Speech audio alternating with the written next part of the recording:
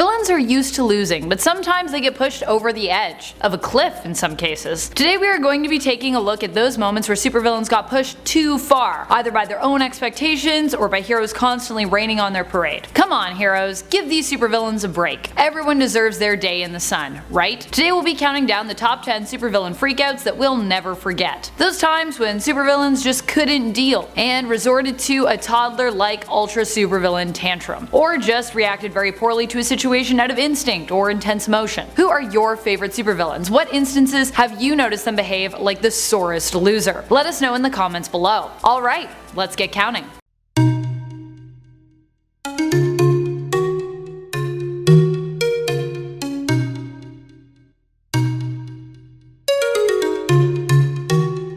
Number 10. Dr. Doom loses his cool and his cape. In Marvel Superheroes Volume 2, Issue 8 out of the 90s, we get to see the brilliant Dr. Doom take on Iron Man and Squirrel Girl. While he handily manages to defeat Iron Man, he underestimates Squirrel Girl, just like Iron Man does earlier in the comic. This turns out to be a big mistake, and she gets a bunch of squirrels to sneak into his ship and attack him, nibbling away at his armor. Not only does he start freaking out trying to fling squirrels off of himself, which is admittedly pretty funny, but he then loses it to the point that he decides to open his emergency hatch on his ship and escape by plummeting to the ground. I love how when supervillains get embarrassed, they just say screw it to their own safety and do whatever they can to get out of the situation. Poor Dr. Doom also loses his cape in the process. How embarrassing. Number 9. Dormammu gets trapped in a time loop. Dormammu gets annoyed into losing his cool in the MCU's film Doctor Strange. This is a huge villain for Doctor Strange to be going up against, especially in his origin story. But Doctor Strange is kind of a mystical progeny, as he proves when he goes up against Dormammu. He causes Dormammu to give into his frustration when he continues to time loop his defeat to Dormammu, continuing to come back and asking the villain to bargain with him. The villain's response is to kill Doctor Strange each time in anger out of being trapped. Finally, Dormammu is so annoyed that he demands to be set free of this time loop and have this stop. Dr. Strange is willing to do so in exchange for his world being free of Dormammu's torment forever. Surprisingly, the supervillain is so bothered and frustrated by the loop that he agrees. Number 8. Lex Luthor's plan backfires. In the original Action comic series, Lex Luthor comes up with a brilliant and deranged plan to try and trap Superman in another dimension. The plot involves having himself fall in love with a clone of Angela Blake and then having Superman kiss her on his wedding day, whereby both will be transported to the L-Zone, trapped forever. This plan gets set in motion after Lex Luthor wipes his memories of the actual plot, so that Superman will never suspect him. Unfortunately, Superman escapes this attempt to be trapped, leaving Lex to mourn uncontrollably the loss of the terminally ill woman that he still loves, cause you know, he still fell in love with her, so.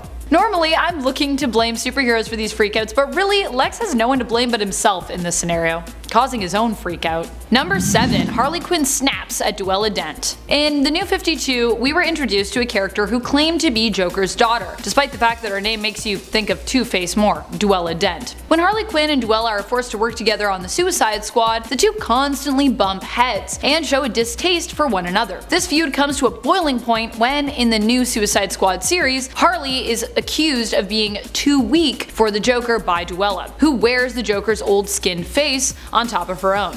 Creepy. Harley tackles her through a wall and throws her into oncoming traffic before pummeling her into unconsciousness, warning Duella that the Joker isn't a game, and showing that she herself snapped as a result of thinking Duella is basically a fool for liking him at all, and a fool for thinking that Harley still wants him back. This fight ends with Harley victorious and declaring to Manta that she is helping Duella, and that she is a psychiatrist. This might be one of my favorite freakouts of Harley's, as it feels so deserved. Duella can be majorly annoying in the comics. Number 6. Edward NYGMA becomes a killer in the show Gotham. Get ready because this one is a sad freakout. In the television series Gotham, we get to explore the backstory of many of Gotham's dark characters. One such character is the supervillain the Riddler, who is Edward NYGMA at the time, a forensic investigator. He loves a woman named Kris Kringle who is being abused by her boyfriend. When NYGMA finds this out, he tries to put a stop to it. The effort results in a fight with Kringle's boyfriend, Tom Doherty, whom Edward NYGMA kills. Feeling pretty good about what he's done, he confesses this to Kris as well as his love for her. She does not take this information well and calls him a murderer, stalker, and psychopath. NYGMA does not take well to being called a psychopath, and he snaps. The two get into a fight and NYGMA accidentally suffocates and chokes Kris while simply trying to get her to listen as he explains his actions, resulting in her death. Number 5. Carnage all day, every day. Cletus Cassidy is a deranged serial killer who is basically constantly freaking out all day, every day. One of the biggest buttons you can push for the psychotic serial killer is trying to cure him. He really does not respond well to people trying to understand his mind. Let's just say if he were a killer featured on Netflix's Mindhunter, it would not end well for the FBI. One particular example of this is when a psychiatrist tries to understand Cletus's thoughts and mind in the comic Carnage Mind Bomb. This does not end well for the psychiatrist, who Cletus infects with his own mind, giving him a taste of what he wants, and turning the psychiatrist into a cannibal as a result. And when the guards come to save him from Carnage, he attempts to eat them.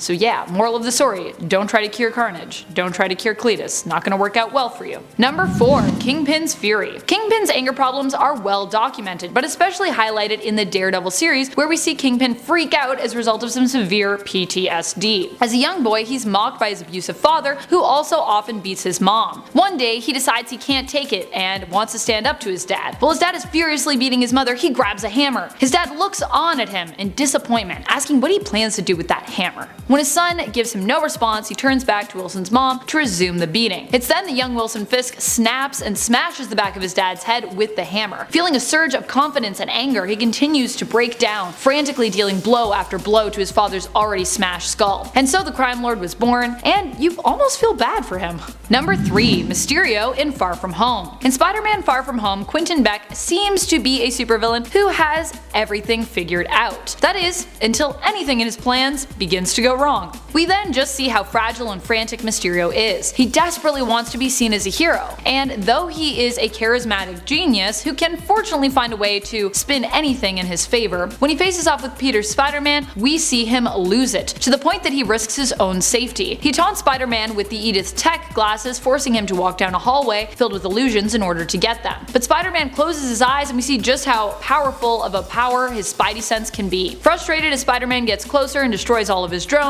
Quentin questions as to why the drones he has left are not firing at Spider-Man. The system responds, saying that Quentin himself is in the strike zone. He yells, urging them to strike anyways. As a result, he gets shot and we see him die. But does he? It's Mysterio, so who really knows? Number 2. Magneto in X-Men Age of Apocalypse. Well, I'll be the first to admit that Age of Apocalypse had its issues as a film, like the scene where Jean Grey shouts Apocalypse to death. There are a few things in the movie that were really done well. One, I really love Michael Fassbender as Magneto and the backstory they gave his character in the film, which was heartbreaking. Eric saves a man from the mines with his mutant powers and is found out. As a result, he is captured when soldiers threaten his family, giving himself up. Turns out his daughter has some mutant abilities too and sends a flock of birds to attack the soldiers. In the chaos, one of the soldiers accidentally releases an arrow, which ends up hitting and killing both daughter and wife. What were they doing with arrows? Why didn't they have guns? Oh well. Eric loses it, shouting up to the heavens, and uses a locket to single-handedly kill all of the soldiers. Whew. Number 1. Joker in Death of the Family. In Death of the Family, Batman actually gets the best of the Joker for once. Now, you have to remember that the Joker is a character who has been shown to take on Scarecrow's fear toxin without seemingly any problem, revealing that he's really not afraid of anything. In fact, he enjoyed his exposure to the fear toxin, eerily enough. But there is one thing the Joker seems to be unable to deal with: himself, or more specifically, his true identity. In Death of the Family, Joker plots to take out the entire Bat family in an effort to mess up Batman and obviously bring the two arch nemesis closer together. This plot, however, ends in his ultimate demise. Joker is about to fall off a cliff when Batman grabs a hold of him, saying he can't go like that, by accident. Batman then confesses he knows Joker's true origins and identity, and whispers the name of his former self into Joker's ear. This results in Joker full on flipping out, putting his shock buzzer on Batman's mouth and causing himself to be dropped to his demise below, as his former face also falls off. This is during that time that Joker had his face skinned and then wore it around over top of his face just to look even more terrifying. Ugh. Thank you so much for watching, Nerd Squad. I hope you enjoyed this list. Which supervillain do you think has the most dramatic freakouts? What are your favorite freakout moments? Are they sad? Do they come from rage? Or do they just come from supervillains unable to handle the defeat that is thrust upon them? Share some of your favorite freakout moments in the comments below. And while you're on your way down there, remember to share, like, and subscribe, and ring that bell so you're the first to know when we have a new nerdy upload. This has been Top 10 Nerd, and I'm your host Amanda McKnight, reminding you till next time to stay nerdy, YouTube.